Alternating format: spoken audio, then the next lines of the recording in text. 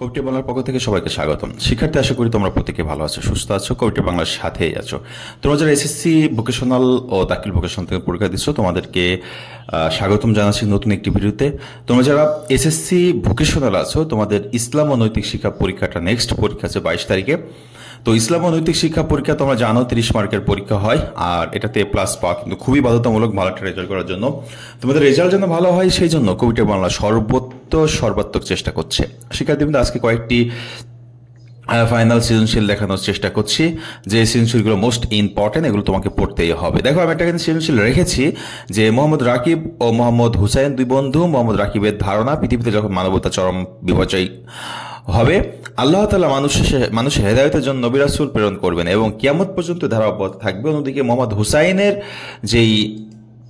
হুসাইনের ধারণা, হযরত মুহাম্মদ সাল্লাল্লাহু আলাইহি সাল্লাম শেষ নবী, তার মাধ্যমে দিনের পূর্ণতা ঘোষিত হয় এবং নবুয়তের ধারা সমাপ্তি হয়। এক্ষেত্রে একটি প্রশ্ন আমি দিয়েছি, রিসালাতের বিশ্বাস করা অপরিহার্য। বর্তমান যুগে কেউ নবী বলে দাবি করলে তুমি কি করবে হযরত মুহাম্মদ সাল্লাল্লাহু আলাইহি সাল্লামের মাধ্যমে দিনের পূর্ণতা ঘোষিত হয়? এটা উত্তর সহ দিয়েছি, যেন তোমার পড়তে খুব খুব সহজ হয়। শিক্ষার্থীবৃন্দ, যারা এই মুহূর্তে আমার চ্যানেলে জয়েন করেছো, অবশ্যই চ্যানেলটিকে সাবস্ক্রাইব করে বেল আইকনটি অন করে রাখবে। 2 নম্বর একটি প্রশ্ন দিয়েছে, রিসালাত নিয়ে প্রশ্ন দিয়েছি যে রিসালাতে বিশ্বাস করা প্রয়োজনীয় কেন, আর করিমের বক্তব্যটি ইসলাম শরীয়তের আলোকে ব্যাখ্যা করো। উদ্দীপকে কোন কিতাবকে সর্বশ্রেষ্ঠ ও সর্বশেষ বলা হয়েছে ব্যাখ্যা করো, বিশ্লেষণ করো। এটা উত্তর দেওয়ার চেষ্টা করেছি, উত্তর সহ আছে, একবার পড়ে নিবে, আশা করি উপকৃত হবে। শিক্ষার্থী, নেক্সট আরেকটি প্রশ্ন আমি রেখেছি যে মিস্টার রনি নিয়মিত ফরজ ইবাদত পালনের পাশাপাশি নৈতিকতার অনুশীলন করেন। তিনি মনে করেন ইসলাম ও নীতি নৈতিকতার ধর্ম।